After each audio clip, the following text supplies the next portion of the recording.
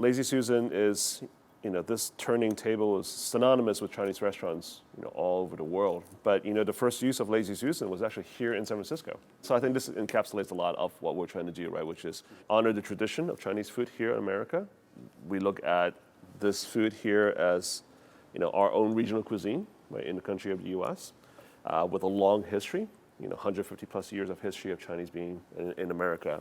Our chicken, it took us a long time to get this recipe down, but so it's completely gluten-free. We use things like tamari, that's that's actually gluten-free instead of soy, mirin instead of xiaoxing, and then a batter that's a mixture of different starches instead of actual flours. And one of the trade secrets for this chicken is that we reduce the sauce a little bit, and so it's like reducing it means we're removing that moisture. And we never want to add cold sauce to hot chicken, so we're gonna make sure that this is like ripping hot when we add the chicken in.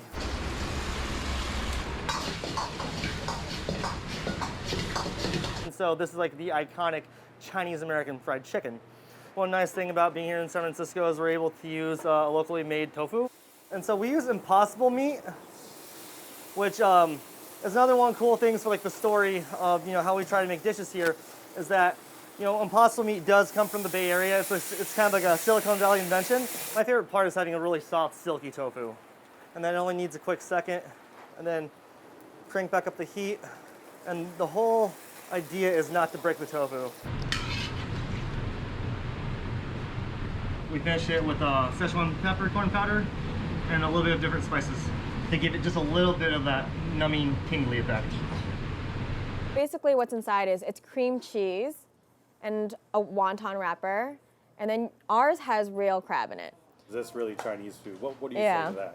Well, I think it's the cream cheese that is a little bit challenging for people to accept as like a Chinese ingredient. I grew up in Kansas City and it was super popular. Mm-hmm. And you grew up in? Pittsburgh, Pennsylvania. And crab Rangoon was popular there? Definitely, yeah. So my dad actually had a Chinese restaurant, so I grew up working at a Chinese restaurant. And my dad would hand make these every single day. What we're really trying to achieve is just like giving these people the sense of nostalgia when they eat our food and something that they remember from their childhood.